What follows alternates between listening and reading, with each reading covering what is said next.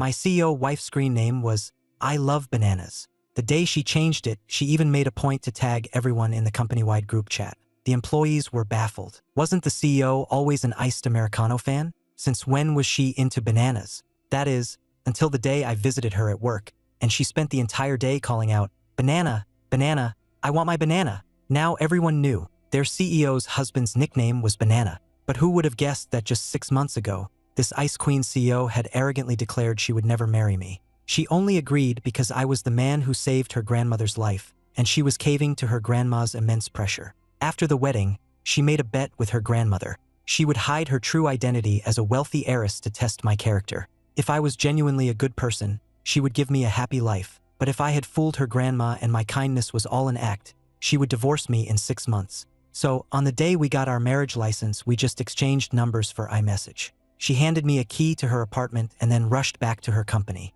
The downside of a whirlwind marriage is that when I got to her building, I realized I'd forgotten to ask what floor she was on. When I pulled out my phone to call Chloe, I realized I didn't actually have her number. Thankfully, we had iMessage, so I tried a voice call through the app. At that moment, Chloe was in a meeting. Everyone in the conference room had their phones on silent. She had a strict no personal calls policy during meetings, so hers was on silent as well. But her phone was on the conference table, so she saw the incoming call right away. The problem was, when we'd added each other, Chloe hadn't saved my name. My iMessage ID was Brave Banana, and seeing an unrecognized contact, she didn't hesitate. She picked up her phone, declined the call, and promptly deleted me as a contact. I had no idea about this chain of events. Seeing that Chloe wasn't answering my call, I switched to texting her, "Miss Sterling, I'm at the Grandview Estates, but I don't know which floor you're on." I typed it out, hit send, and only then did I see the notification that we were no longer connected on iMessage. I stared at my phone, stunned for a moment, double-checking that I hadn't messaged the wrong person. After a bit of thought, I decided to call Grandma Sterling instead. "Grandma, I've moved out of my sister's place and I'm at the Grandview Estates, but I don't know which floor Miss Sterling's apartment is on. Do you happen to know?" But Grandma Sterling didn't know either. For the sake of her investigation, Chloe had bought a new apartment and car, and her grandma had only found out about the place at the Grandview Estates after we were married. She hung up with me in a flurry and immediately dialed Chloe. Meanwhile, after deleting me, Chloe had placed her phone back on the table. Less than 3 minutes later, the screen lit up again. Seeing it was her grandmother calling, she had no choice but to answer. "Grandma, I'm in a meeting. Can we talk about this when I get home?" "Chloe, dear, that new apartment of yours at the Grandview Estates, which building and what floor? Ethan has moved in, but he doesn't know where to go. Didn't you get his iMessage? You need to tell him." Hearing this, it all clicked for Chloe. She suddenly remembered that she had, in fact, gotten married that day. "Grandma, just tell him it's in Building B, 8th floor, apartment 808. "Okay, I'll tell him. You get back to your meeting." After her grandma hung up, Chloe stared at her phone, silent for a moment, before finally sending me a new contact request. I wasn't one to hold a grudge, so I accepted her request. An apology message from her appeared almost instantly. I was easygoing, so I just told her to get back to what she was doing. But then, of all things, she had to ask, "Need any help?" I only had one suitcase. I could manage it myself. Besides, even if I did need help, it's not like she could leave her meeting to come help me. Seeing my message, Chloe immediately replied, "Can't." She was swamped. She had no time to come back and help me move. I sent back a laughing crying emoji, put my phone away, and decided not to bother her at work again. Chloe didn't message again either. We didn't know each other, so there wasn't much to talk about. She just hoped I would keep to myself and not bother her with trivial matters. She didn't have time for that. With that thought, she placed her phone back on the conference table. When Chloe finally looked up, she realized everyone in the room was staring at her. "What are you all looking at? Let's get back to the meeting." Meanwhile, once I knew the floor, I dragged my suitcase up and opened the door to our new home. It was a 4-bedroom, 2-bath apartment with 2 living rooms, a kitchen, and 2 balconies. I figured it had to be at least 2,000 square feet. After looking around, I took the initiative and moved into one of the guest bedrooms. We might have been legally married, but as long as Chloe didn't initiate anything, I certainly wasn't going to. After dragging my suitcase into the room, I went to check out the kitchen. It was spotless, but there wasn't a single pot or pan in sight. The 2 balconies were completely bare as well. It looked like Chloe never ate at home. But now that I was living here, I was definitely going to cook. So, I started by going online and ordering a whole set of kitchen supplies. As for the balconies, I figured I'd wait for Chloe to get home and ask what she wanted to do with them. It was her apartment, after all. I was just the one living here on her dime. Once the kitchen gear was ordered, I checked the time and decided to head back to my shop for a bit. By the time I got back to the Grandview Estates, it was after midnight. I pushed the door open to a pitch-black apartment. I did a quick walkthrough and confirmed Chloe wasn't back yet. At this hour, I figured she was probably staying the night at the office. So, I threw the deadbolt on the front door, grabbed my pajamas from my suitcase, took a hot shower, and crashed for the night. Meanwhile, at the San Francisco Grand Hotel, Chloe was leaving her company headquarters, surrounded by a team of bodyguards. "Miss Sterling, are we heading to the family estate or the Hilltop Villa?" The estate was the Sterling family's ancestral home, while the Hilltop Villa was Chloe's personal mansion where she usually lived, only occasionally visiting the family estate. But tonight, Chloe chose to go to the Grandview Estates. Then she instructed a bodyguard, "That new Ford Transit I bought, make sure you have it brought over." The van was part of her disguise to hide her identity. After a moment's thought, Chloe suddenly turned her head. "By the way, what's my husband's name?" She couldn't be bothered to dig out the marriage certificate, which her grandmother had inspected and hadn't yet returned. "His name is Ethan Hayes, sir. He's 25. You should probably remember that, Miss Sterling." Hearing this, Chloe just gave a casual to show she'd heard. 10 minutes later, the convoy of luxury cars stopped at the entrance to the Grandview Estates. Chloe got behind the wheel of the Ford Transit and drove into the complex alone. She might not remember my name, but she remembered the address of the apartment she'd bought. When she got to the apartment door, she took out her key and put it in the lock. But she quickly discovered that no matter how she turned it, the door wouldn't open. The moment she realized I had thrown the deadbolt, Chloe's expression soured. She had initially been grateful to me for saving her grandmother. But when her grandma constantly sang my praises and pushed for the marriage, that gratitude curdled. She saw me as a calculating social climber, a pretty boy with a hidden agenda. And while she'd ultimately agreed to marry me, she'd made a deal with her grandma. She would hide her identity to vet my character. If I passed her test, we could be a real couple. If I failed, Chloe planned on metaphorically burying me. Now, staring at the locked door, her anger flared. "This is my apartment," she fumed. "I let him stay here, and he locks me out?" With that thought, she started kicking the door, the loud bangs echoing in the hallway. At the same time, she tried calling me on iMessage. Learning from her earlier mistake, she had actually saved my contact info, even adding the label husband. Otherwise, she'd probably forget who I was and delete me all over again. I was jolted awake by the sound of Chloe kicking the door. I'm not a morning person to begin with, let alone when I'm woken up in the middle of the night. I threw back the covers, didn't even glance at my phone, and stormed to the door. "Who the hell is it?" I grumbled as I unlocked the door. Banging on my door in the middle of the night. But when I saw who it was, I froze. It took me a few seconds to recover, then I quickly plastered on a smile. "Miss Sterling, what are you doing here?" Chloe's call hadn't gone through, and she was so furious her eyes were practically red. She couldn't be bothered with me. With a dark expression, she brushed past me and walked straight into the apartment. I scratched my head, a little embarrassed, and got a pair of slippers from the closet. "It was after midnight when I got back. I saw you weren't here and figured you weren't coming home. That's why I locked the deadbolt." Chloe still didn't say a word. She just sat down on the sofa and fixed me with an intense stare. Sent a chill down my spine. I quickly brought the slippers over,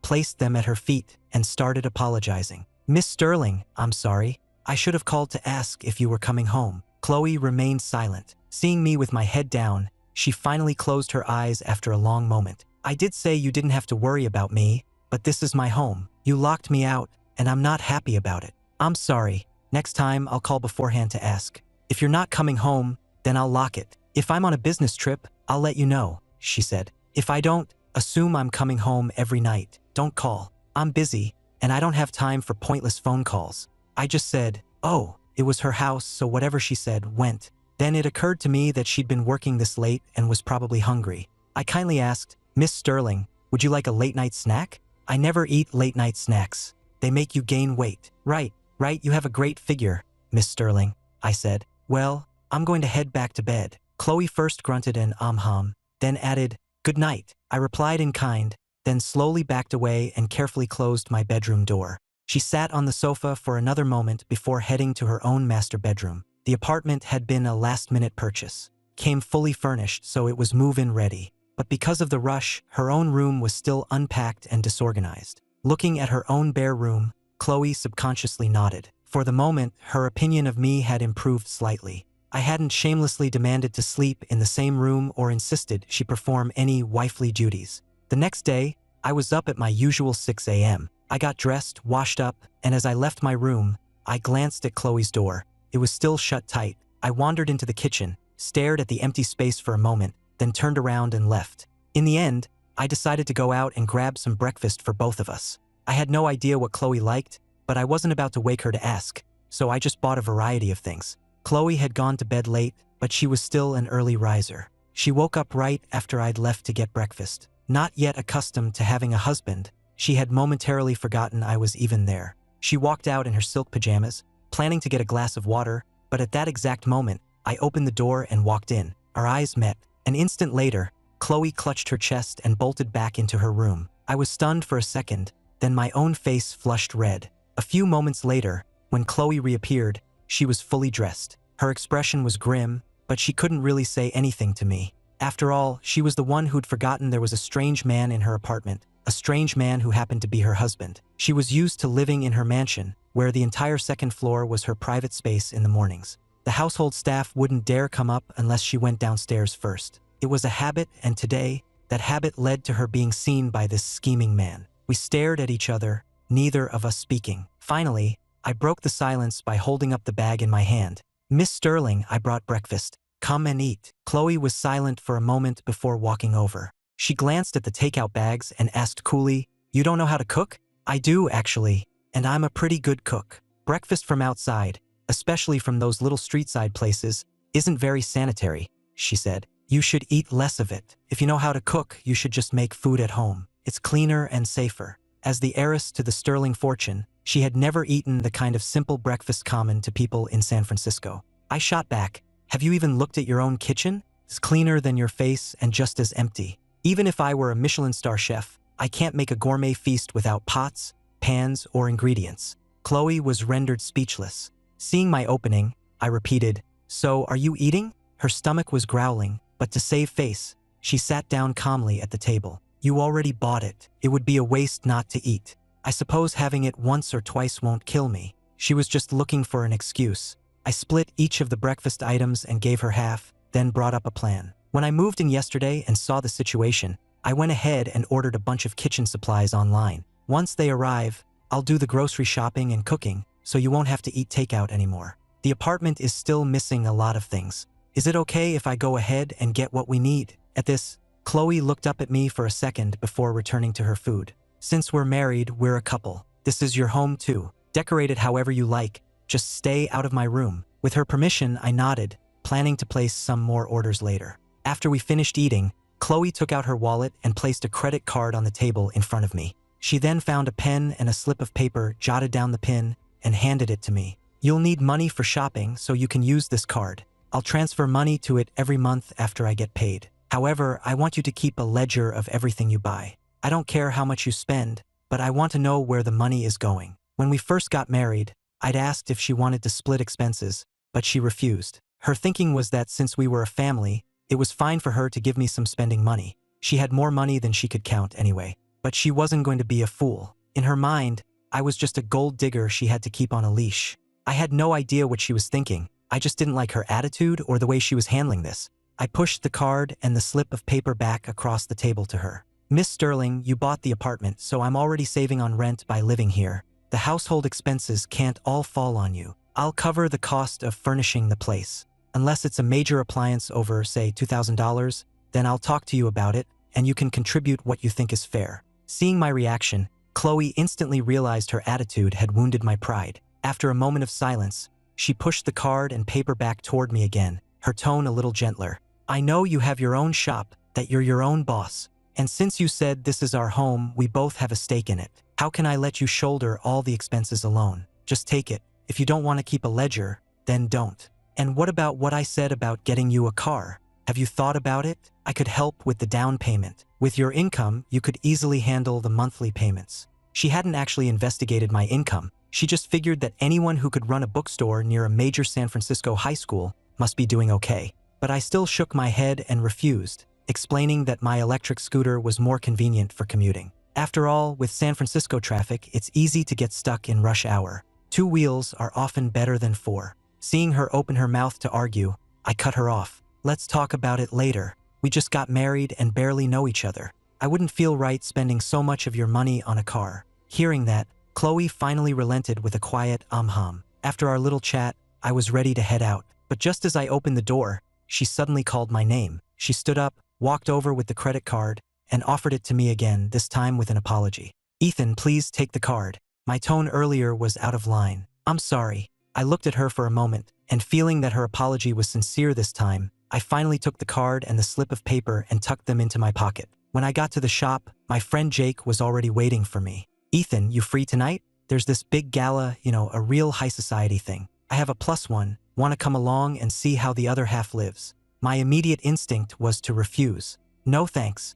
I do okay, but I'm a long way from that high society world. Honestly, I don't want to go either, he said. But my mom begged my aunt to get me an invitation. Each invite comes with a +1, so I thought of you. Come on, man. Just come with me so I can get through it. Jake's family were old San Francisco money, local tycoons with several apartment buildings and half a block of commercial real estate. They were worth tens of millions easily, but they were still a world away from the truly elite families. Hearing him talk, I knew his mom was on his case about getting married again. Ethan, just for tonight, will make an appearance, see the sights. My aunt said a ton of heiresses will be there. We don't have to hit on them, but it'll be an experience. And I'm telling you, the food at these things is incredible. I'm a foodie and so is Jake. So after an hour of him pleading and cajoling, I finally gave in. At 6 that evening, we arrived at the venue, the San Francisco Grand Hotel. Jake's aunt got there before us and hurried over the moment she saw us. Jake, get your invitation out. They check it at the door for registration. Once you're inside, you two should do more looking and less talking. When the time is right, I'll introduce you to some people. As she said this, she lowered her voice and gave us a meaningful wink. The implication was obvious. Jake just sighed. Auntie, they're way out of my league. I'm not going to daydream about that. He added silently to himself, I'm just here for the food and drinks. I stood by and listened without saying a word. I was just his wingman and my goal was also the food. A moment later, Jake made an excuse and dragged me away from his aunt. Once inside, he expertly grabbed 2 plates piled high with food and led me to a secluded corner. We don't know any of these society types. If we try to talk to them, they'll just ignore us. Let's just eat. We're only here to see the sights and check out what a high society party is like. Anyway, your aunt would have a fit if she knew you only came here for the food, I said. Hey, thanks to you, I get to try it too. Just as we were happily eating in our corner, a hush fell over the entire ballroom. Everyone suddenly turned to look at the entrance. I stopped chewing and nudged Jake. Why did everyone go quiet? They're all staring at the door. Who just arrived? I have no idea, Jake said, standing up. I stood up with him. We both craned our necks, trying to see the entrance, but there were too many people in the way. We couldn't see a thing. The gala was hosted by a major business mogul, someone the Sterling family had deep ties with. As the current head of the Sterling family, and with the event being held at her family's own hotel, Chloe's attendance was a given. As Chloe made her entrance, you could hear a ripple of respectful greetings. The most important CEOs went up to greet her directly. She moved through the room like a queen, the center of everyone's attention, completely unaware that her new husband was in a corner. My own view was completely blocked by the crowd. After staring for a while without seeing who the main attraction was, I lost interest. I sat back down and tugged on Jake's sleeve. Forget it, we can't see anything through all these people. Let's just eat. For me, the food was the main event tonight anyway. After entering, Chloe's first stop was to exchange pleasantries with the evening's host. Her personal security detail stood by, their expressions serious, their eyes and ears scanning the room for any potential threats. One of the bodyguards, the tallest of the group, had a clear view over the crowd. As he instinctively scanned the room, he suddenly spotted a figure that looked remarkably like his boss's husband. Chloe may have hidden her true identity from me when we got married, but her personal bodyguards couldn't afford not to know who I was. So, aside from Grandma Sterling, they were the ones most familiar with my face. The bodyguard thought his eyes were playing tricks on him. He blinked and looked again. It really was me. At that moment, I was juggling 2 plates, piling them high with food. Once they were overflowing, I found a table in the corner, sat down, and prepared to dig in. The bodyguard's eye twitched at the sight. After Chloe finished speaking with a few prominent executives, he found an opportune moment to lean in. Miss Sterling, I've spotted Mr. Hayes. Chloe frowned. What is he doing here? I don't know, Miss Sterling. Keep an eye on him, she ordered. Don't let him see me, and find out who he's with and who he talks to.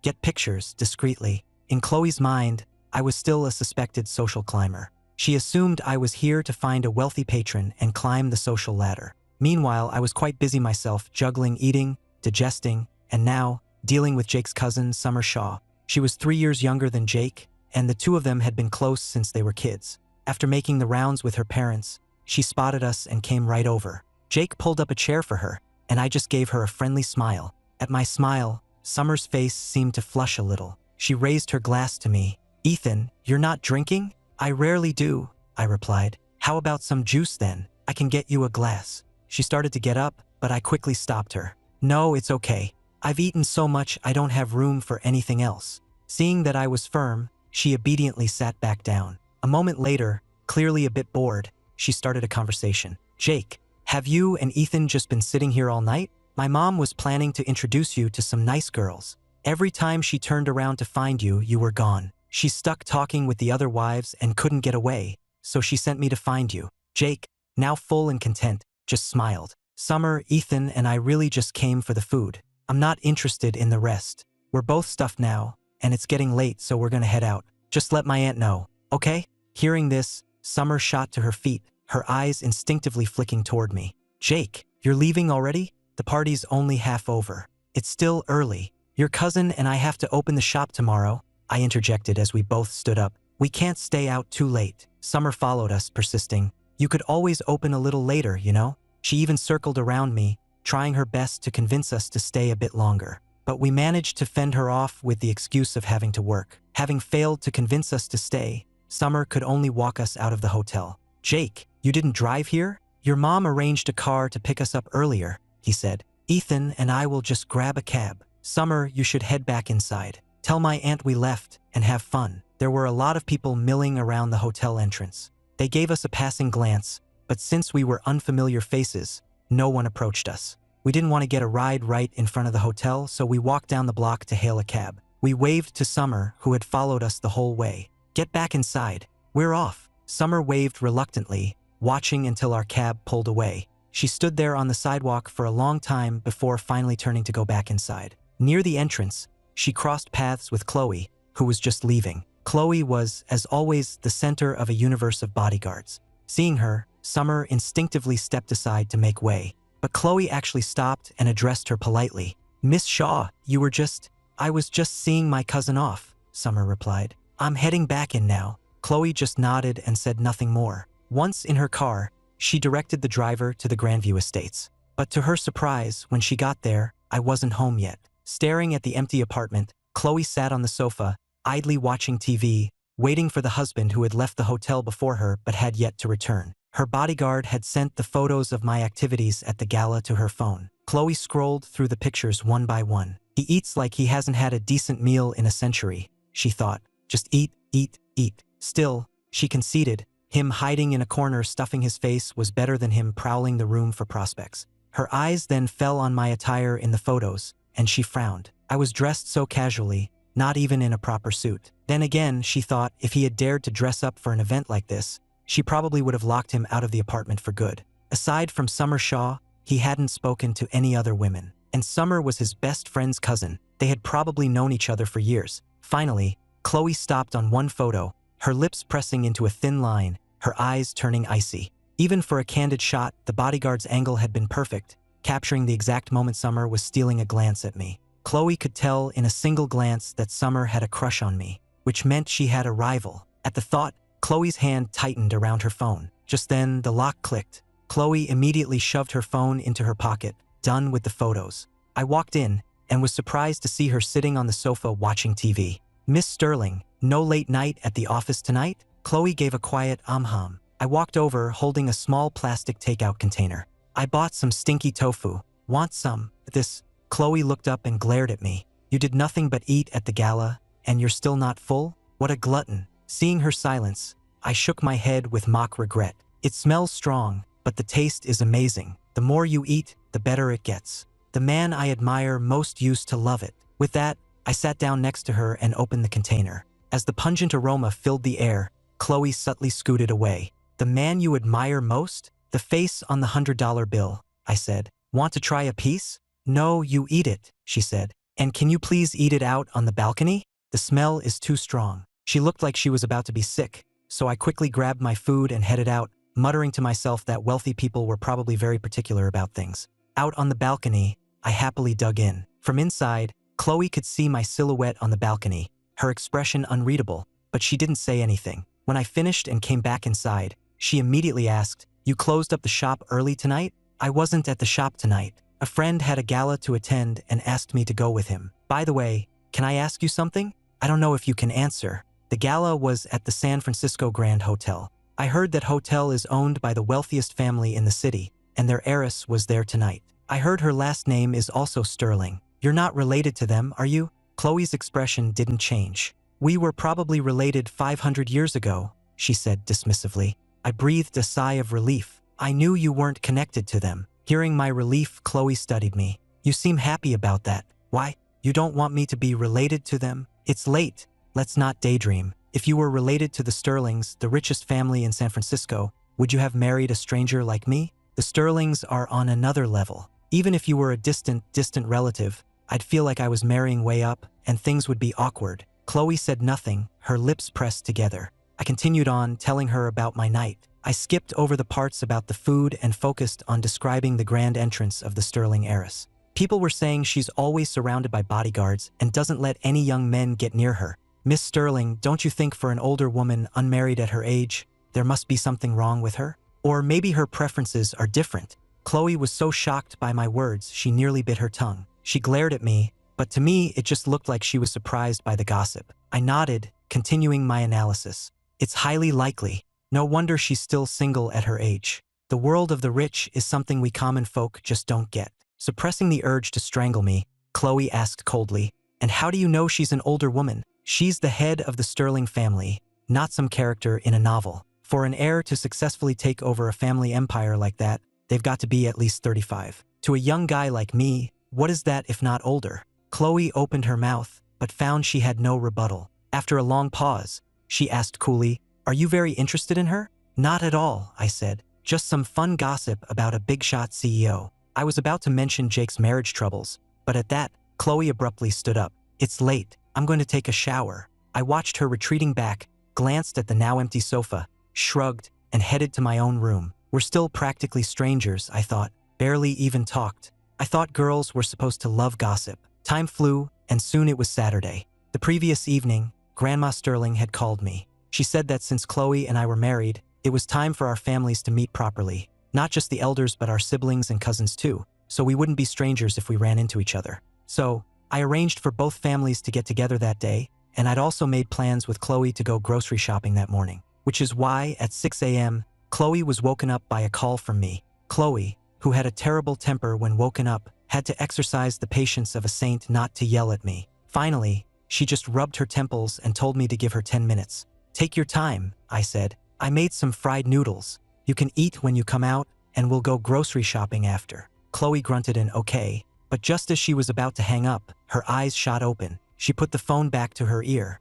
"What time did you get up?" "A little after 5, I replied. Chloe didn't say another word and silently ended the call. Meeting the family was a big deal to me, and I was taking it seriously. Seeing my attitude, Chloe's morning grumpiness seemed to vanish. Half an hour later, after a quick breakfast, we headed out to the farmer's market together. 2 hours of careful selection later, we returned with our arms full. We had just pulled into the parking garage of the complex when my phone rang. It was Grandma Sterling. "Ethan, are you two home? We're downstairs." "Grandma, we just got back from the market ourselves. Wait for us downstairs, we'll be right there." "You and Chloe went to the market?" The old woman sounded delighted. She thought my cold, proud granddaughter actually condescended to go to a farmer's market with him. This whole pretending to be poor thing might be good for her, she mused. Let her experience a normal life. Chloe's always so busy with work. She's never done anything like this. "Ethan, you should make her help out more. Don't wear yourself out." I got out of the car, phone pressed to my ear with one hand,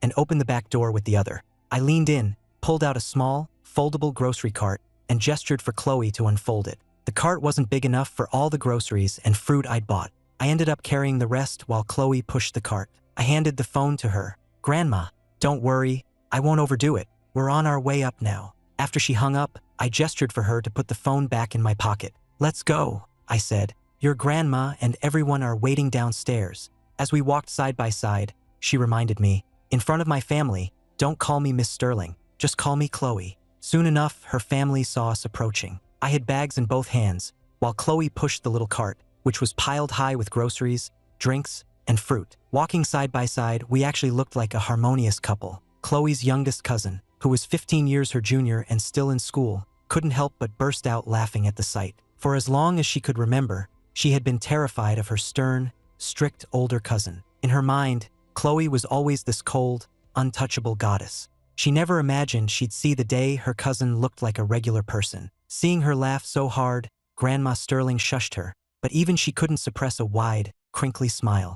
Grandma Sterling suddenly thought that this whole charade of Chloe hiding her identity to test my character had its upsides. At least it allowed them to see this different side of her. Grandma, I can't help it, just let me laugh a little more, the cousin giggled. Her husband should have had her carrying a chicken in one hand, a duck in the other, and a baby strapped to her back. All right, that's enough, Grandma Sterling said, though still smiling. All of you remember, do not blow our cover. Ethan doesn't know. And you, she said to her eldest son, you and your wife will say you don't have pensions, that you just garden at home and sell some plants to make ends meet. Remember what we all agreed on. If you blow it, Chloe will have your heads, and don't come crying to me. The old woman was finding this whole scheme highly entertaining and was now fully committed to helping her granddaughter play poor. Everyone murmured their agreement. They weren't total strangers to me. After all, I had saved their mother's life. Her son and daughter-in-law had been the ones to thank me back then. I quickly reached them, greeted Grandma Sterling, and then nodded a hello to the rest of the family.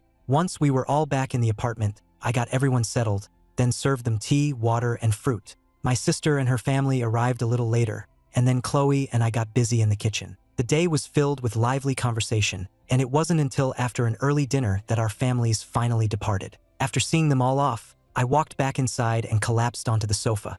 I let out a groan. My back is killing me. Chloe didn't say a word. She just quietly started cleaning up. After tidying the living room, she went into the kitchen, put on an apron, and began washing the mountain of dishes in the sink. Chloe doesn't say much, but she's very thoughtful. Ethan, you'd better treasure her. I remembered my sister's whispered words as I watched Chloe start on the dishes.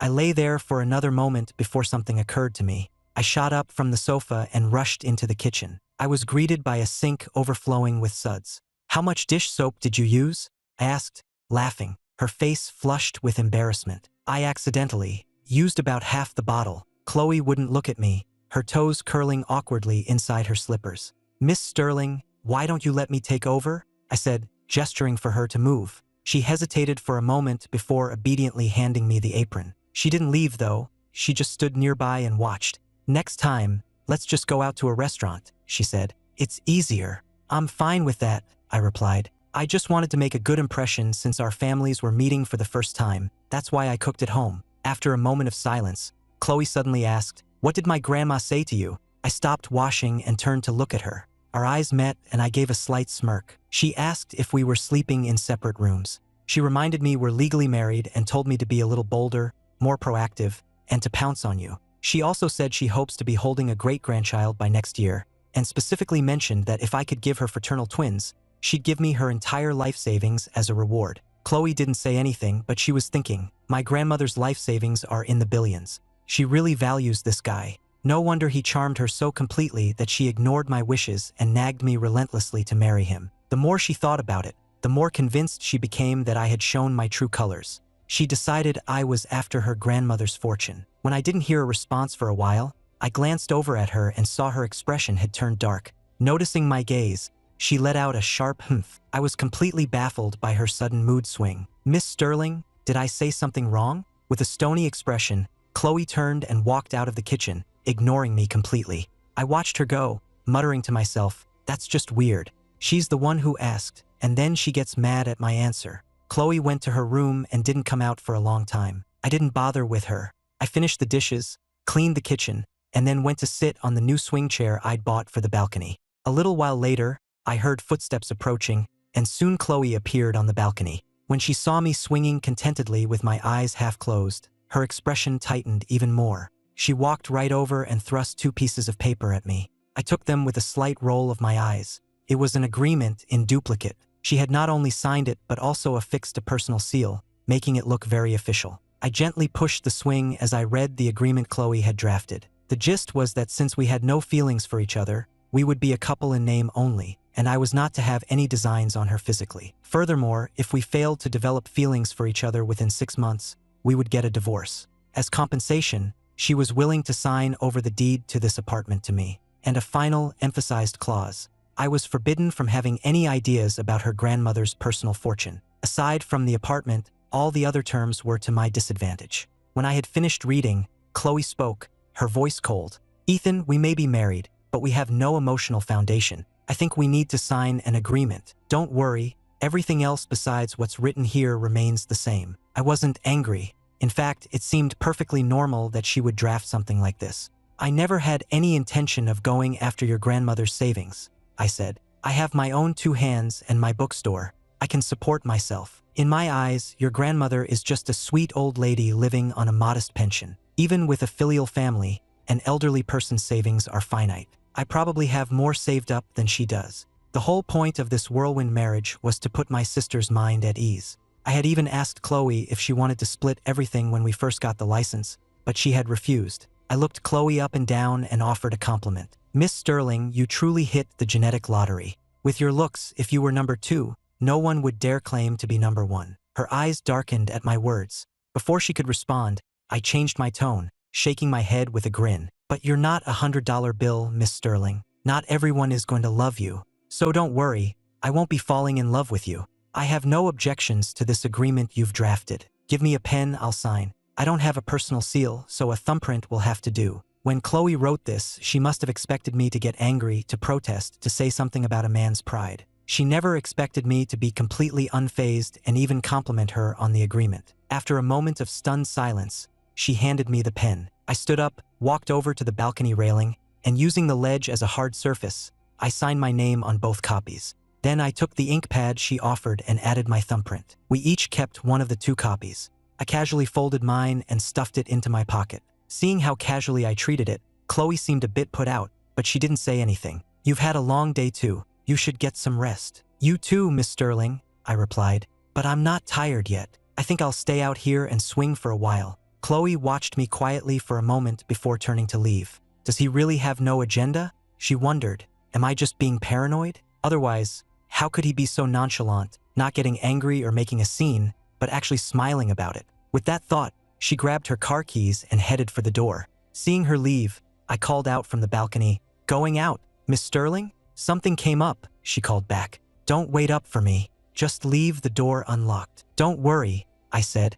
"I've never waited up for you before." My words made her stop in her tracks. She stood there, speechless for a second, before continuing out the door. She was on her way to her best friend's place to vent and have a few drinks. She just couldn't stand my attitude. He was the one who should have been humiliated and upset, yet he was completely unfazed. Instead, she was the one who felt all twisted up inside. Is it because this is the first time anyone has ever dismissed me so easily? She thought. I made the terms of that agreement so harsh, and he didn't even blink. He just doesn't care about me at all. I'm this beautiful, and he's never even considered falling for me? My body is this good, and he's really never thought about pouncing? Wait, what am I even complaining about? After a round of self-consolation that involved a lot of alcohol, Chloe was completely wasted. In the end, her bodyguard had to drive her back to the Grandview Estates. Seeing the late hour and the closed apartment door, the bodyguard asked, "Miss Sterling, should I wake Mr. Hayes?" Chloe fumbled in her purse for her keys,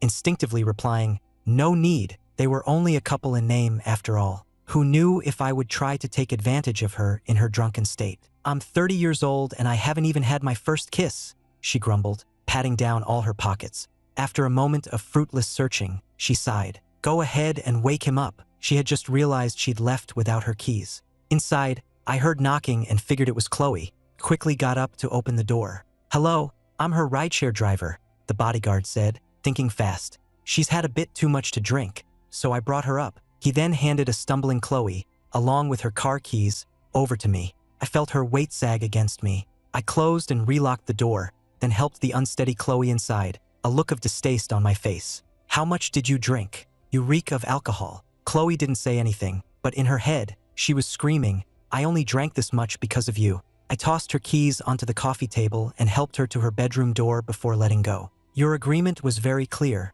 so I'm not going in. Don't try to take a shower tonight. Wait until morning. You're so drunk right now, I'm afraid you'll drown in the tub. After I closed her door, Chloe stood there for a moment before stumbling toward her bed and collapsing onto it. The next day around noon, she emerged from the bathroom looking refreshed. Thinking back to the previous night, Chloe swore to herself she would never get that drunk again. Thankfully, she had that signed agreement, and thankfully I hadn't tried to take advantage of her. Thinking about it, she decided I was at least a man of my word.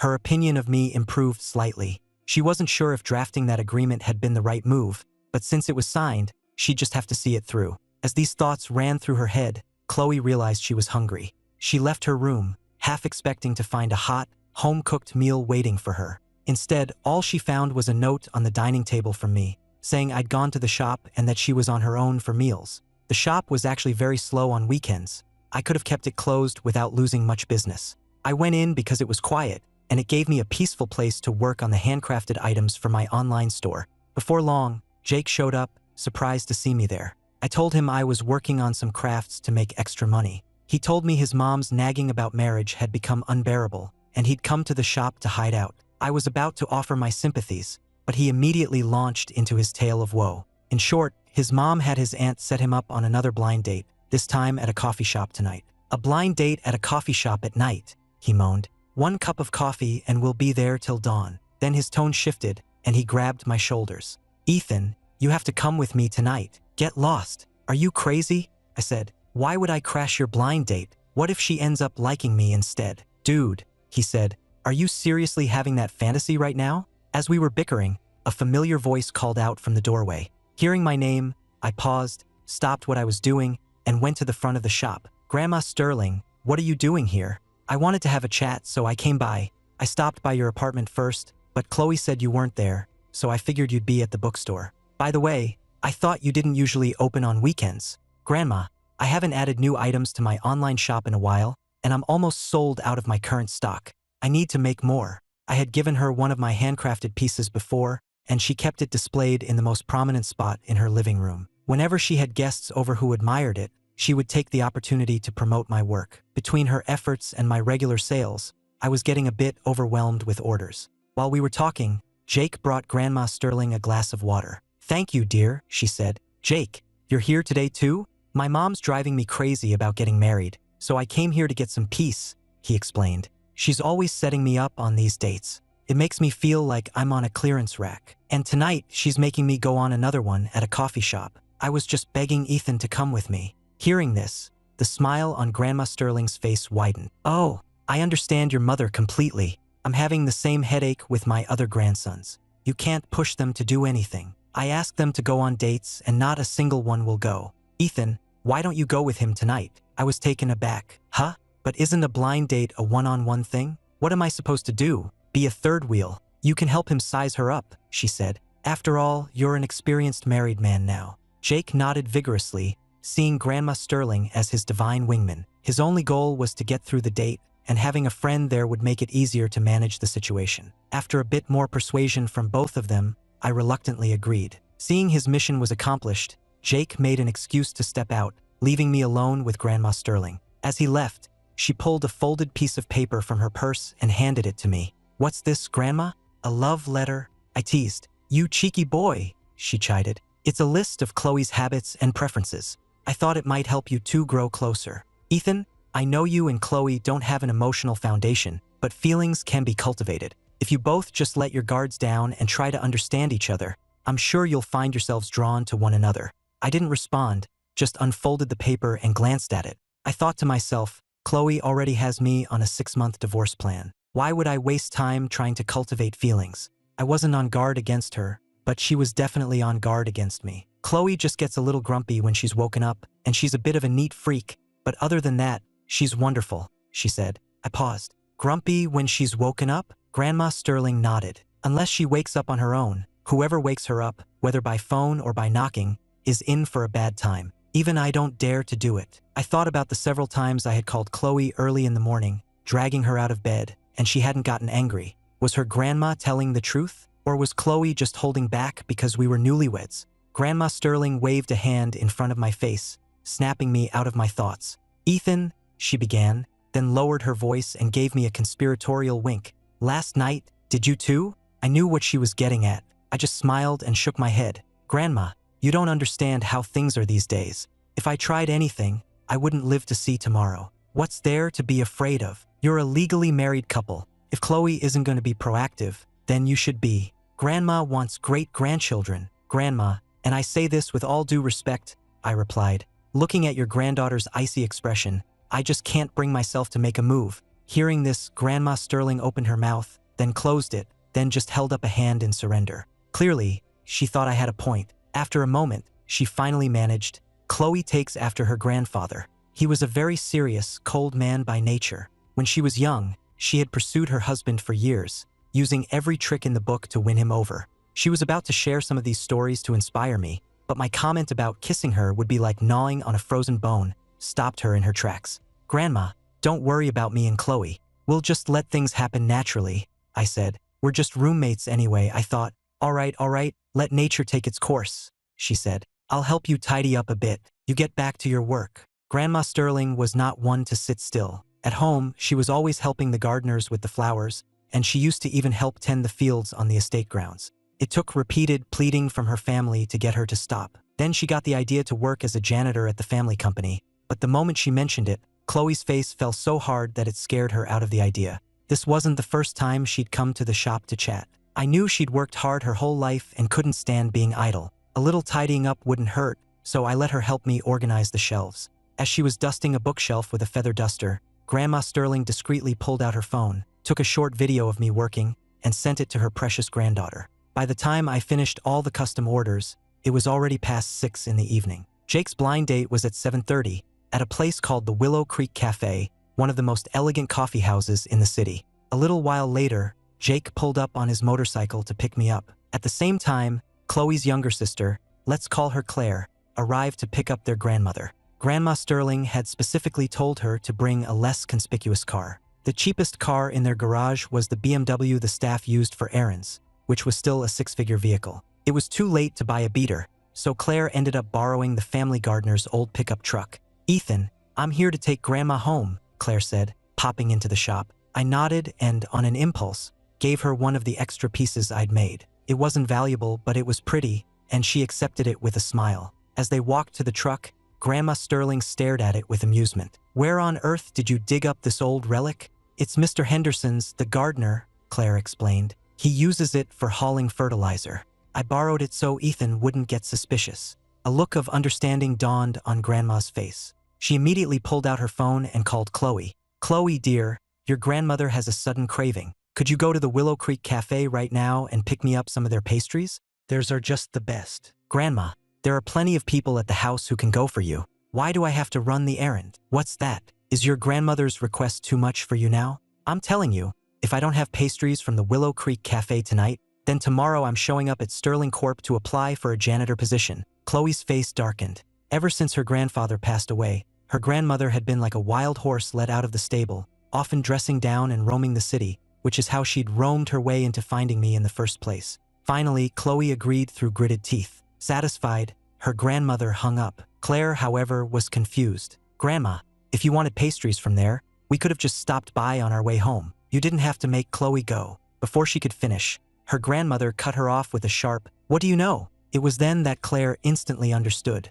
Her grandma was setting Chloe up. Meanwhile, I locked up the shop, took the helmet from Jake, put it on, and took the keys to his motorcycle. He hopped on the back, resting his hands on my shoulders. Ethan, if only you were a girl, he sighed. Then my mom would finally get off my back about getting married. What's that supposed to mean? I asked, my hand twitching on the throttle. I scooted forward a bit on the seat and gave him a stern warning before finally starting the engine. When we got to the Willow Creek Cafe, his date was already there. Jake hurried over to apologize for being late. I, meanwhile, played the part of a deaf mute, sitting at the adjacent table, not looking, not listening, and not speaking, just silently enjoying a piece of cake. However, when I overheard her demanding a $1 million dowry, a new car and house, that his entire salary be handed over to her after marriage, that she wasn't considering kids for the time being, and that he also had to buy a separate house for her parents, I couldn't help but shoot a look in her direction. The color drained from Jake's face. He made an excuse to go to the restroom. Once there, he called his aunt and let loose a torrent of complaints. Then he called his mom and told her that if she ever forced him on a date with a stray cat or dog, again. He'd become a monk. And besides, he fumed, if you want me to get married, could you at least find me a sane person? Meanwhile, back at the table, I saw that Jake had left his wallet. I decided to move over to his seat to grab it, hoping my presence would be a clear hint for the woman to leave. But as luck would have it, that was the exact moment Chloe walked in. She had a habit of scanning any room she entered, and this time was no different. And what she saw was her husband, sitting at a table, having coffee with a strange woman. Is he cheating on me? She thought. Or did that agreement I made him sign last night convince him he couldn't get anything from me? So now he's already looking for a new sugar mama, just waiting for me to file for divorce? Just as Chloe was about to march over, Jake came back from the restroom. She watched as he said something to the woman, and then the two of us got up and left together. But as we were walking toward the exit, I suddenly stopped in my tracks. Why'd you stop? Jake asked. Don't tell me you actually fell for her. My wife, I said. Jake was still processing those two words when Chloe reached us. She didn't speak, just gave me a sarcastic little smirk. I frowned at her expression, but then it clicked. My friend was on a blind date, I explained. I was just here with him. Chloe still didn't say anything. She sized Jake up for a moment, then finally nodded at me and said, "Get home early." "Okay," I said, then asked, "What are you doing here?" "My grandmother sent me to get pastries. She loves the ones from here." As she said it, realization dawned on Chloe's face. She'd been set up. Her grandmother must have known I'd be here and deliberately sent her on this errand. Her grandma thought that seeing me with another woman would make her jealous. As this thought crossed her mind, I just said, "Oh," an awkward silence fell between us. Finally, I broke the silence. "Well, I'm going to head out. I'll leave the door unlocked for you. See you after you drop off the pastries for your grandma." After our brief exchange, Chloe drove to the Sterling family estate. The moment she walked in, she saw her grandmother watching TV in the living room. She angrily slammed the box of pastries onto the coffee table, stood up straight, and glared. "Grandma, we had a deal. You promised you wouldn't interfere in my life with Ethan after we got married." "I didn't interfere," her grandmother replied, the picture of innocence. Chloe pointed at the pastry boxes. "Grandma, you sent me all the way to the Willow Creek Cafe specifically so I would see Ethan having coffee with another woman, didn't you?" "Grandma, I don't know what jealousy tastes like, and I never will." With that, Chloe turned and stormed out. "It's so late, you're not staying over?" her grandmother called after her. "My husband left the door unlocked for me," Chloe retorted coldly, before slamming the front door behind her. Meanwhile, I was back at the apartment, sitting on the swing on the dark balcony, just staring up at the night sky. I didn't know what Chloe and her grandmother had discussed, but when I connected the dots, her grandma helping Jake convince me to go, I understood exactly why Chloe had shown up at that cafe. But what was her grandmother's goal? To make Chloe misunderstand me? Did she actually want us to make it work, or was she hoping we'd split up after the 6 months were up? Chloe didn't get home until very late. When she arrived, she saw my bedroom door was closed and the apartment was dark, so she assumed I was asleep. After a moment's thought, she sat on the sofa and called her sister, Claire. When Claire answered, her first instinct was to ask if Chloe was okay, but Chloe cut right to the chase. "You knew Grandma was setting me up, didn't you?" "Chloe, what are you talking about? All I know is that Grandma called and asked you to get pastries from the Willow Creek Cafe. She loves their stuff, that's nothing new. Your brother-in-law," Chloe seethed, "happened to be on a blind date at that exact cafe." Claire let out a shocked gasp, completely incredulous. When Chloe didn't respond, she sighed. Okay. So, did you actually see him?" "When I got there, his friend was in the restroom. It was just him and his date sitting together." "Wow, what a coincidence," Claire said. "Even if Grandma sent you there, she couldn't have timed it that perfectly, could she?" Chloe rubbed her aching temples. "Grandma bought the Willow Creek Cafe a few weeks ago. She's the actual owner now. So, you're saying the staff there were watching him, and they timed it so you'd walk in right when his friend was gone, making you think he was looking for a new partner? Chloe, you two are married. It's normal for Grandma to be a little anxious for you. She was just trying to provoke you, to make you jealous. So, were you jealous?" "I've never known what jealousy tastes like," Chloe stated flatly. "Well, maybe you should have Ethan let you taste some jealousy sometime. Grandma adores him, Chloe. I think you're going to fall for him eventually. Aside from his background, he's a great guy, and those wire sculptures he makes are incredible." The little money tree sculpture I'd given her had grown on Claire so much that she decided to take it to her office the next day to put on her desk for good luck. Chloe, meanwhile, was thinking about the video her grandmother had sent her. After a long silence, she snorted. "I've made it this far in life without knowing the taste of jealousy, and I don't plan on starting now. you're still awake?" My voice made Chloe jump as I walked in from the balcony. At the same time, I could hear Claire's voice from the phone. "I was about to go to sleep, but then you called. By the way, what did Ethan have to say about it?" Before her sister could finish, Chloe abruptly ended the call. I yawned and offered an explanation. "I was sitting out on the balcony and must have dozed off. Your conversation woke me up. It gets cold on the balcony at night. You should be careful not to catch a cold," she said. "Thanks for the concern. Well, Miss Sterling, I'm heading to bed." Chloe didn't say anything, just watched me go to my room, wondering if I had overheard her conversation with Claire, and if so, how much. Having this person, this husband, in her space made her feel like she had no privacy left. The next morning at breakfast, we each had a large bowl of noodles, and I had placed a fried egg on top of each one. I brought a bottle of vinegar out from the kitchen, opened it, and started pouring some into my own bowl. "I like to add a little vinegar to my noodles," I said casually. "The sour taste is really good." Chloe said nothing. "Miss Sterling, who was it you were telling last night that you didn't know what jealousy tastes like? Here, try some now. I'll add a little for you." Without waiting for her permission, I poured a dash into her bowl. Chloe stared at me for a long moment before finally picking up her chopsticks. "So," I asked, "how does it taste?" She replied instinctively, "Sour." "That's the taste of jealousy," I said. "Now that you've tried it, Miss Sterling, you can't go around telling people you don't know what it tastes like. They'll think you're less worldly than a 3-year-old. After that, I had a busy day at the shop. But on my way home that evening, my electric scooter suddenly died. The battery was fully charged, but it wouldn't move an inch. Just as I was wondering what to do, a car pulled up behind me and the window rolled down. "Ethan, it is you." I thought that was you from behind, but I wasn't sure. It was Jake's cousin, Summer Shaw.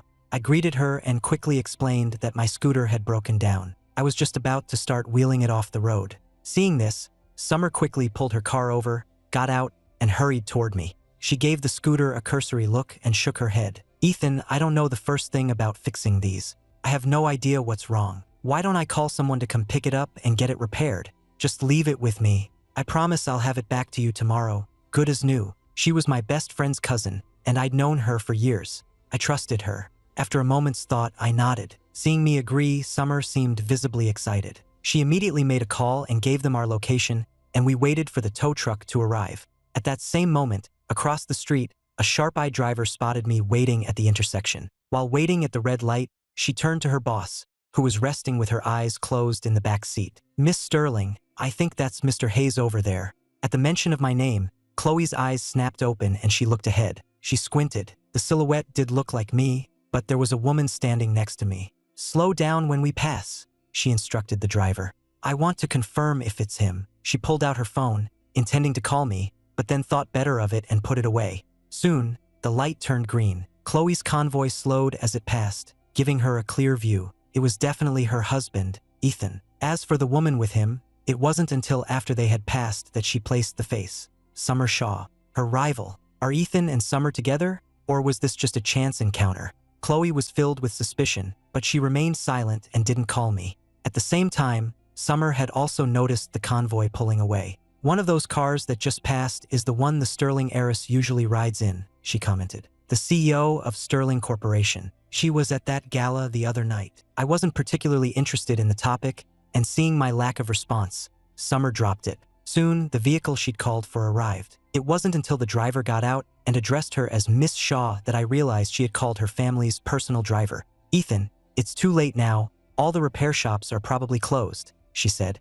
"Our driver, Mr. Roberts, will take the scooter and get it repaired for you tomorrow. He'll drop it off at your shop when it's done." I thanked her sincerely. Seeing her opportunity, she pressed her advantage and offered to give me a ride home. I couldn't have been more grateful. Walking home from here would have taken me all night. When we reached the main gate of the Grandview Estates, I asked Summer to stop. I could walk the rest of the way. She clearly wanted to drive me all the way to my building so she could see where I lived. But a high-end, gated community like this wasn't one you could just drive into. In the end, Summer gave up. She figured she could just ask Jake another time. "Thanks again for tonight," I said as I got out. "It was nothing, you've already thanked me enough," she replied. "If you really want to thank me, you can take me to dinner sometime." I readily agreed, then added without thinking, "Yeah, we should all go out for dinner with Jake sometime." But that wasn't what Summer had in mind. She bit her lip. "Can't it just be the two of us?" "Sure, that's fine," I said, misinterpreting her. "You're afraid Jake will be a pain, right?" Summer just smiled, letting me believe it. We said our goodbyes, and I swiped my keycard to enter the complex. Summer didn't roll up her window until I was out of sight. I walked the rest of the way to the apartment, took out my key, and found that the door was deadbolt from the inside. Did Chloe assume I was already home and lock the deadbolt out of habit? I wondered. So what do I do now? Wake her up? Her grandma's warning about waking her echoed in my head. She supposedly gets furious if you wake her up. I checked the time. It was after midnight. This was around the time Chloe usually got home, so she was probably still awake. With that hope, I tried calling her on iMessage. Chloe was, in fact, still awake, and she had locked the deadbolt on purpose. She wasn't entirely sure why she'd done it. All she knew was that seeing me with Summer, seeing how well-matched they looked together, had made her furious. My call rang and rang, but Chloe didn't pick up. It eventually went to voicemail. Less than a minute later, I called again. Took 3 tries before she finally answered. Miss Sterling, sorry to bother you, but you've locked the deadbolt and I can't get in. Could you please open the door? There was a pause. Then Chloe's sarcastic voice came through the phone. I thought you'd be staying at a fancy hotel tonight. I heard the sarcasm in her voice and frowned, completely baffled. But I decided not to engage and simply repeated my request. This time, she just stayed silent. I looked at my phone, which showed the call was still connected. After a moment, I sighed. Fine, if you want me to stay at a hotel, I will. I have that household credit card you gave me. I'll just go check into the San Francisco Grand and put it on that. That got an immediate reaction. Wait, she said coldly. A few minutes later, the door opened. She immediately turned and walked away without a word. I came in and locked the deadbolt behind me. Seeing that she was about to disappear into her room, I called out to her. She stopped but didn't turn around. Miss Sterling, you've been sarcastic and passive-aggressive all night. I'd like to know what I did to offend you. If you have a problem, say it to my face. Let's not let things fester. If you're just going to give me the cold shoulder and lock me out every day, I can just move out. It's your apartment, your rules. At that, she finally turned around and stared at me. How did you get home tonight? What? I was still confused. She repeated the question, enunciating each word. I said, who gave you a ride home? I was stunned. I had been dropped off at the main gate. How could she possibly know Summer had given me a ride? Did she have spies everywhere? Seeing my silence, Chloe sneered. Ethan, we signed an agreement. We can be divorced in 6 months. Can't you wait until then to find your next meal ticket? Do you have to be so eager? We are still legally married. You looking for a replacement is cheating. And while I don't like you, and I could never love you, no normal person enjoys being cheated on. Chloe just hated the idea of me and Summer together, especially since she saw Summer as a rival. Her attitude made me laugh out of sheer anger. Meal ticket, prospect. The way you throw those words around is disgusting. Chloe, are you out of your mind? If you're this delusional, you should go see a doctor and stop staring at me like that. You don't even bother to ask what happened. You just jump to the worst possible conclusion. Are you always this arrogant and presumptuous? I continued. My scooter broke down on the way home. I happened to run into Summer, who is my best friend Jake's cousin. I've known her for years, far longer than I've known you. I've practically watched her grow up. Given our friendship, she saw me stranded, pulled over to ask what was wrong, helped me arrange for a tow, and then gave me a ride home. We did nothing wrong, but the way you talk about it, you make it sound like we were having some kind of sordid, secret affair. They say that people with dark hearts see everyone else as dark too. Are you the one with secrets, Miss Sterling? Are you the one cheating, and that's why you're projecting it onto me? My tirade left Chloe stunned. She opened her mouth, then closed it. She tried to think of a comeback, but found she had nothing to say. Miss Sterling, if you didn't want to get married, you could have just said so. I never forced you. Did you have to go through with it and then act like I'm some leech who's taken advantage of you? You're the one who wrote that agreement. I didn't argue with a single word of it. You told me to sign and I signed. The fact that you're willing to give me the apartment and a car after the divorce is your business. If you think I'm after your money, then it would be foolish of me not to take what you're offering, wouldn't it? And another thing, who do you think you are? That you're so irresistible I must be plotting to get you? You act like you're some domineering CEO from a novel and I'm the male gold digger. Have you been reading too much fiction? The only reason I agreed to this marriage was to give my sister peace of mind. That's it. That time at the cafe when you saw me with that woman, you thought I was cheating then too, didn't you? Anyone who didn't know better would almost think you were jealous. Don't worry, Chloe managed to say. I don't get jealous. You sure looked like you were just now, I retorted. Now that I'd cleared the air and saw her expression soften, I couldn't resist teasing her. You were practically radiating sourness. The vinegar in my noodles this morning had nothing on you. Chloe's face remained tense, but the tips of her ears turned red. I let out a small chuckle. That did it. Her whole face flushed. I don't even like you, let alone love you. How could I possibly be jealous? As long as you're not cheating on me while we're married, I don't care who you're with. You don't have to keep repeating that you don't like or love me. It's not like I'm madly in love with you either. This marriage is just an arrangement, a partnership. And I'll be honest with you too. The only reason I agreed to this was because I was desperate to move out so my sister would stop fighting with her husband about me. So yes, I had a motive. I wanted a free place to live to save on rent and, more importantly, to give my sister peace of mind. Your apartment is far more attractive to me than you are. Hearing this, Chloe felt a strange conflict. It was easy for her to say she didn't like or love me, but hearing me say the same thing back to her, she found my words stung. After a long pause, she finally softened her tone and apologized. Ethan, I'm sorry. I misunderstood. In the future, I said, if you have a problem with me, just say it. Don't lock me out of my own home. With a personality like yours, you're going to have a lot of fights in any marriage. If you married someone with the same temperament, you'd be divorced within a week. Chloe was silent for a moment, then reminded me, I do have a husband, and his personality is different from mine. Your future husband won't be me, I stated plainly. I meant your next husband, I clarified. I had already resigned myself to following the terms of her agreement, divorce in 6 months. In a situation like ours, there was no way love could ever blossom. The night passed without further incident. The next morning, when Chloe got up, she found me already busy in the kitchen. She seemed to hesitate for a moment, then took the initiative to say good morning, and even, for the first time ever, asked if I needed any help. No, I'm good, I said. But if you're really bored, you can hang up the laundry and sweep the floors. Chloe froze, clearly thinking I was being presumptuous. But despite her thoughts, she meekly agreed. For a big apartment with just 2 people who were rarely home, the place was already quite clean. Sweeping shouldn't have taken long, and yet, by the time I had breakfast ready for both of us, she still wasn't done. In the end, I had to take over, gently taking the broom from her hands. Chloe opened her mouth as if to protest, but then just stood aside, obediently sneaking glances at my face. She was probably checking to see if I was still angry from the night before. My expression had been grim then, but this morning, my mood had improved,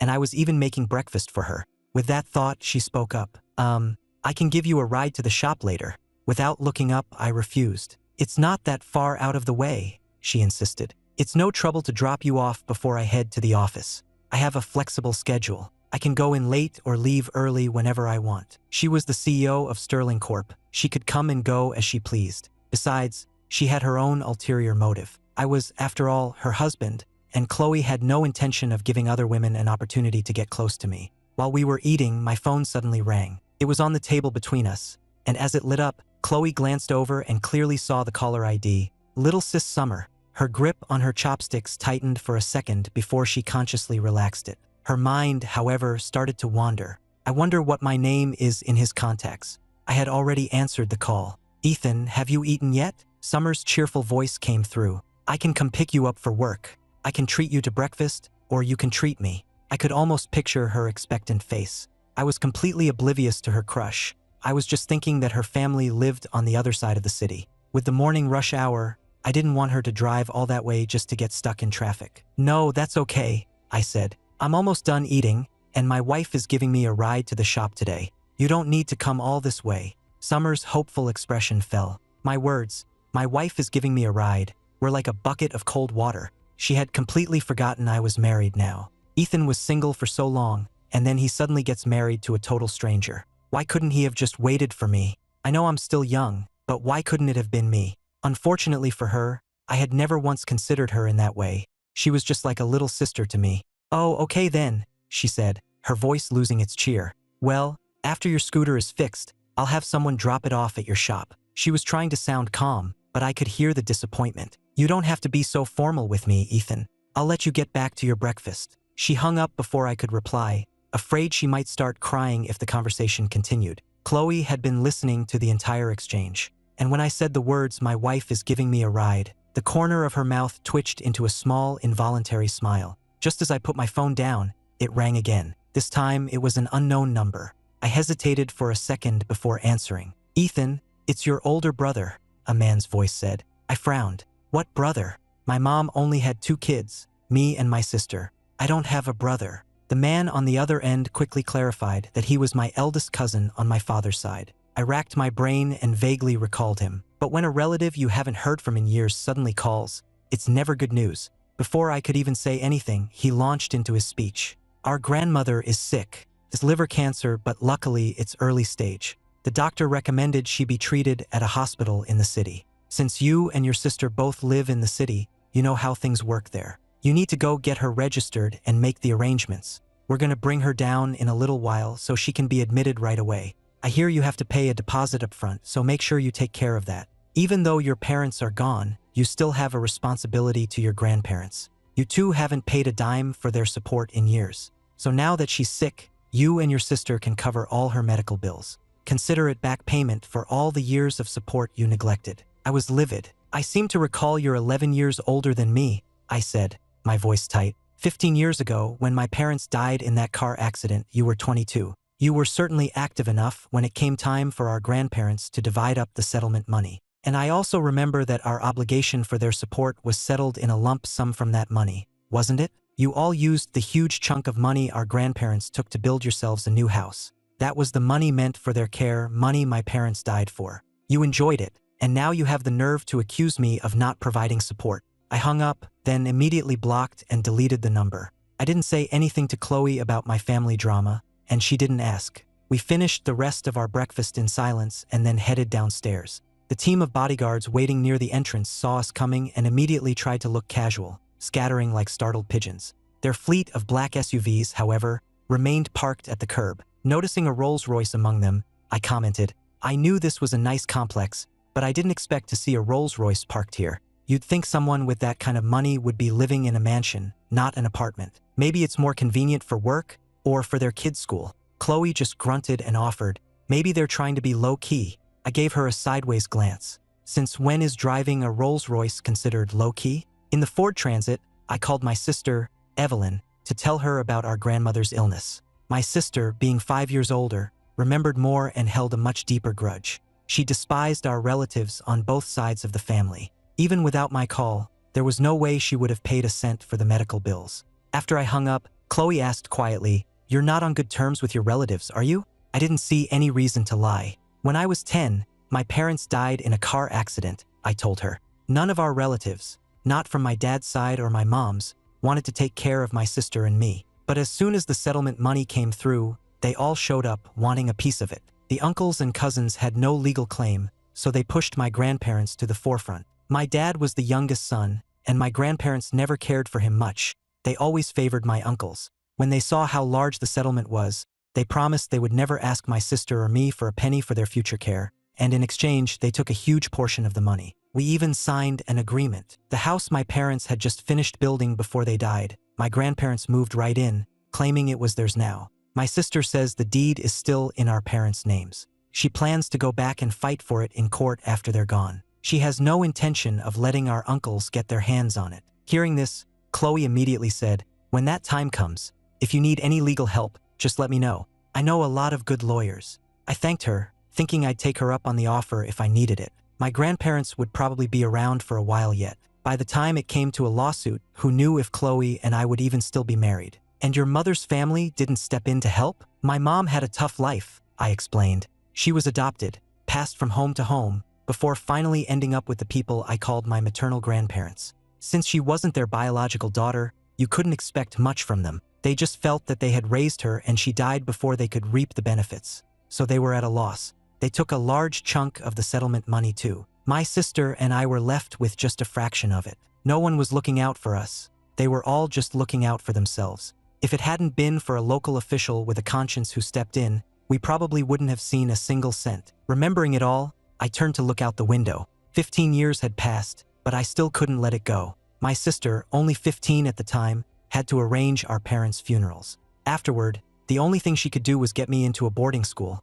just to make sure I had a place to sleep and 3 meals a day, so I wouldn't have to live at the mercy of our relatives. That's how we grew up, just the two of us relying on each other. Those so-called relatives never helped us once, but when my sister was getting married, they showed up in droves, demanding a huge dowry from my brother-in-law, threatening to stop the wedding if he didn't pay. After dropping me off at the shop, Chloe returned to Sterling Corporation. Before she even stepped into her office, She told her secretary to have her executive assistant, Ava, come see her. A few minutes later, Ava knocked on the CEO's office door and walked in. Chloe was already at her desk, engrossed in a file. Seeing Ava enter, she put down her pen and gestured for her to sit. "You wanted to see me?" Ava asked. "Is something urgent?" "Not urgent," Chloe replied. "It's personal. I wanted to talk to you privately." Ava sat down with a smile. "You could have just called. Can you investigate something for me?" Chloe asked. "As if you even have to ask," Ava scoffed playfully. "I've lost count of the things I've investigated for you.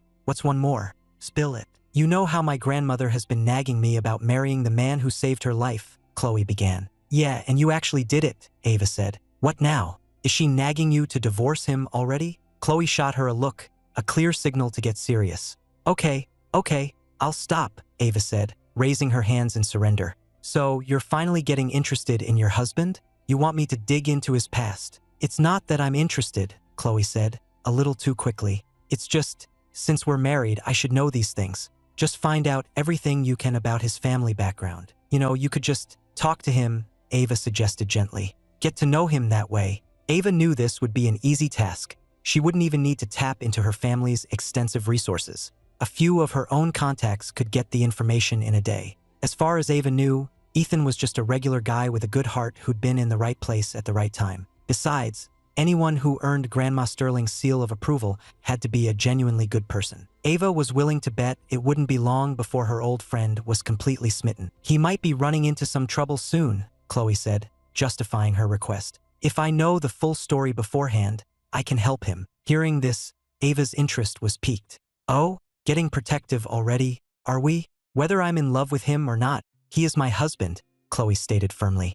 "Even if it's only in name, he is my husband, and I have a responsibility to look out for him." "You're just fooling yourself, Chloe," Ava said softly. At those words, Chloe's fists clenched, and a deep blush spread across her face. "Ava, I'm very busy," she said through gritted teeth, a clear dismissal that ended the conversation. The office fell silent, but Chloe's mind was a whirlwind. Fooling herself? The concept was foreign to her. She had always been decisive, her goals clear, her actions swift. But when it came to Ethan, all her usual composure and logic seemed to evaporate. She paced her office in frustration, unable to shake the image of his gentle smile, the sight of his back as he cooked in the kitchen, or even the infuriatingly charming smirk he wore when he teased her. To banish the man from her thoughts, she took a deep breath and forced her attention back to her work, her usual method for regaining clarity and control. She opened her laptop, and a report on Sterling Corp's 5-year strategic expansion plan filled the screen. Her eyes scanned over sectors like new energy and biotechnology.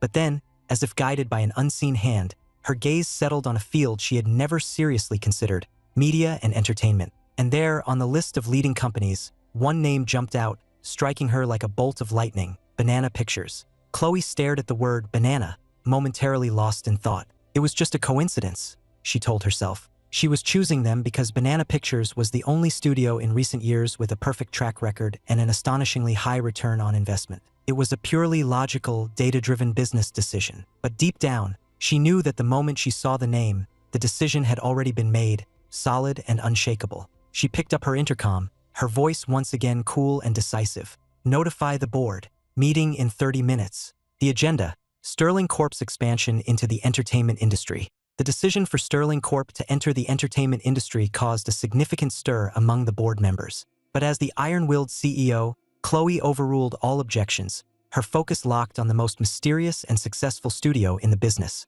Banana Pictures. The negotiations were unexpectedly tough and strangely personal. The CEO of Banana Pictures, my sister, Evelyn, was an immovable force at the negotiating table. Her terms seemed harsh, demanding a massive upfront investment from Sterling Corp and a surrender of some creative control. Chloe's team was convinced the deal was dead in the water multiple times. Yet, each night as Chloe reviewed the terms, she was astonished to find that behind every seemingly unreasonable demand was a masterstroke of strategy, expertly steering Sterling Corp away from the most common pitfalls of the entertainment industry. "This Evelyn Hayes," Chloe muttered to Ava, her brow furrowed in thought. "Either she's trying to take us for fools, or she's protecting us in a very, very strange way." What baffled her even more was my sister's personal attitude toward her. In meetings, Evelyn was all business, sharp and relentless. But in private moments, she would look at Chloe with a scrutinizing gaze, a look of disappointment, as if Chloe weren't a business partner, but a sister-in-law who wasn't quite good enough for her brother. When she returned to the Grandview Estates, her mind full of questions, she was greeted by the aroma of a home-cooked meal. I was in the kitchen, wearing an apron and ladling soup. Seeing her tired expression, I said naturally, "You're back. Perfect timing for dinner. I made your favorite steamed sea bass." Looking at me, so content in my domestic world of cooking and cleaning, Chloe couldn't reconcile this version of me with the formidable Evelyn Hayes at the negotiating table. Occasionally, she would vent to me about her work frustrations, complaining about a script with plot holes or a project with a muddled marketing angle. I would just place more food on her plate and offer my simple advice. A story needs to be something regular people can understand and connect with, I'd say. Or, it doesn't matter how famous the actor is. If the character isn't relatable, the audience won't buy it. My words were simple, but they always cut straight to the heart of the matter. These simple truths, I knew, perfectly mirrored the complex logic behind my sister's contract terms. Chloe just chalked it up to an outsider's perspective, never stopping to wonder why a simple bookstore owner had such a deep understanding of the entertainment industry. After weeks of intense back and forth, the deal came down to one final step, the official signing. The signing dinner was scheduled at the revolving restaurant atop the San Francisco Grand Hotel. Chloe had spent weeks preparing for this night. Failure was not an option. But 10 minutes before the dinner was set to begin, she got a call from my sister. "Chloe," Evelyn's voice came through, tinged with apology and a hint of amusement Chloe couldn't quite place. "Something urgent has come up, and I can't make it. But don't worry. Our most important representative is already downstairs. He has the full authority to sign on my behalf, no, on behalf of all of Banana Pictures." The most important representative? Besides Evelyn, the CEO, who could that be? Could it be the legendary, mysterious founder who had never once made a public appearance, whose name was a complete secret? Chloe's suspicions grew, but she calmly expressed her understanding. She touched up her makeup and stood by the door of the private dining room, ready to greet this important person. Meanwhile, I was in the elevator, adjusting the collar of my suit and taking a deep breath. The day had finally arrived. The elevator doors chimed open, and I stepped out. I saw her immediately. She was standing at the entrance to the dining room in a sharp, white pantsuit, looking beautiful and radiant. The moment her eyes landed on me, she froze completely, her usually cool, sharp gaze filled with utter disbelief, as if her brain had just short-circuited. A flicker of amusement crossed my mind, but it was quickly replaced by a sense of calm, of things finally falling into place.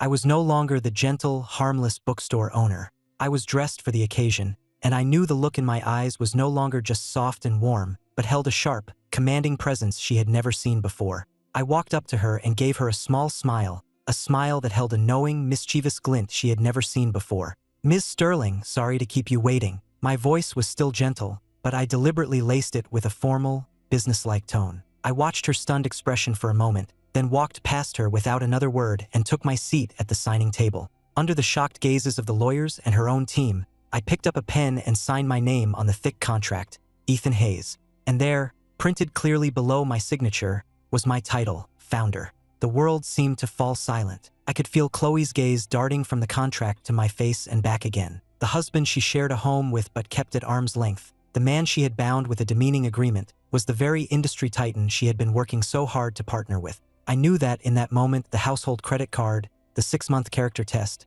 all of it had just become the biggest joke of her life. After the signing was complete, I dismissed everyone from the room. I walked over to where she was still standing, frozen, and said softly, "My sister handles the public-facing side of things. I prefer a quieter life, reading books and writing stories." The news, of course, couldn't be contained. The blockbuster partnership between Sterling Corp and Banana Pictures, along with the revelation of my true identity, detonated across the business and entertainment worlds. And with that explosion came the relatives I had long since put out of my mind. They swarmed like sharks that had smelled blood in the water. First came the phone calls with outrageous demands, jobs at Banana Pictures, huge sums of compensation. After my sister shut them down, they went straight to the tabloid media, tearfully accusing me of being ungrateful, of abandoning my sick grandmother now that I was successful, painting me as a cold, heartless tycoon. The public outcry was immediate. Chloe looked at the vicious headlines and slander spreading online, then turned to me and asked calmly, "What do you need me to do?" I just shook my head and took her hand. "I'll handle this." I immediately called a press conference. The venue was a blinding sea of camera flashes. I stood at the podium in a suit, but this time Chloe was standing right beside me. Her choice to stand with me that day was a more powerful statement than any PR strategy.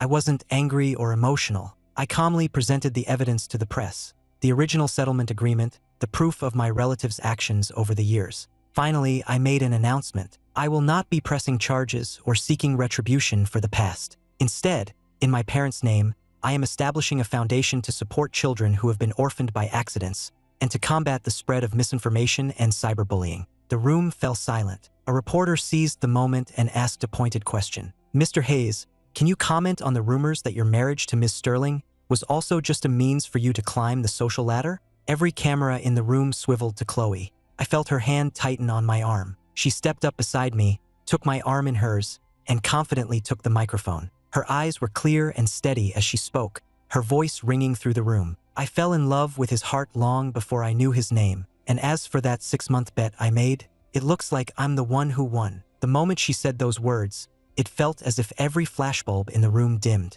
All I could see were her eyes, shining with a love that was brighter than any light. A year later, the movie The Ice Queen and the Banana, based on a screenplay I wrote about our story, was released. It was a massive critical and commercial success, winning numerous awards both domestically and internationally. At the lavish after-party, Chloe and I, as the film's producers and real-life subjects, were the center of attention. She was radiant in an elegant maternity gown, her face glowing with a happiness that made her more beautiful than ever.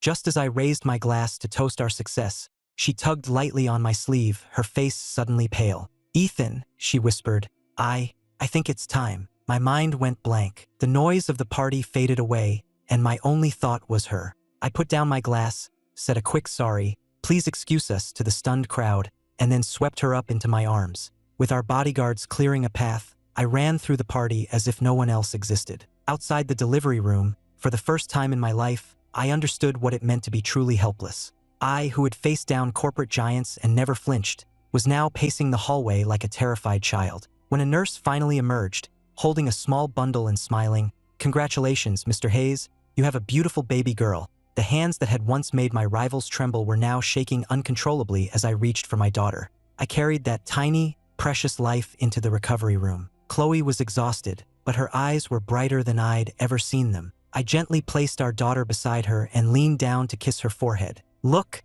she whispered, "she looks just like you." I took her hand, my heart overflowing as I looked at my wife and daughter. I smiled and said, "Our story finally has its perfect sequel." Outside, the stars shone brightly, but inside the room, it was warm and peaceful. Over the soft cries of our newborn daughter, Chloe and I met each other's gaze and smiled. All the misunderstandings, the tests, and the distance between us had melted away, replaced by a deep and tender love. Our future was just beginning, unfolding before us in the most beautiful way imaginable.